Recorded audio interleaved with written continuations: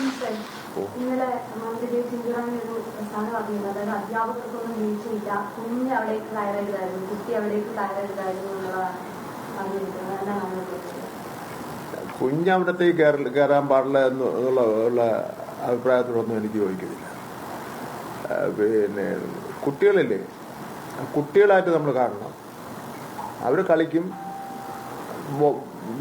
Ball കളിക്കും, cricket കളിക്കും, അല്ലെങ്കിൽ ബോളൊന്നും ഇല്ലാത്തവൻ ചെരുപ്പെടുത്ത് തന്നെ അങ്ങോട്ട് ഇങ്ങോട്ട് എറിഞ്ഞ് കളിക്കും. അതെല്ലാം പിന്നെ അവരുടെ പ്രായത്തിൻ്റെയും അവരുടെ പിന്നെ ആ പ്രായത്തിൻ്റെ ഒരു ശക്തി കൊണ്ട് ചിലപ്പോൾ അവിടെ അതിൻ്റെ മുകളിൽ എടുക്കാൻ കയറിയതാണ്. അപ്പോൾ കയറിയില്ലായിരുന്നുവെങ്കിൽ അപകടം ഉണ്ടായില്ല എന്ന് പറയുന്നതിന് ന്യായമില്ലല്ലോ. കയറിയാലും അപകടം ഉണ്ടാവാത്ത രൂപത്തിൽ നിയമപരമായ കാര്യങ്ങൾ ക്രമീകരിക്കുക എന്നുള്ള കാര്യമാണല്ലോ നമ്മൾ ചെയ്യേണ്ടത്. കാരണം മകനെ കുറ്റപ്പെടുത്തേണ്ട ഒരു കാര്യമില്ല.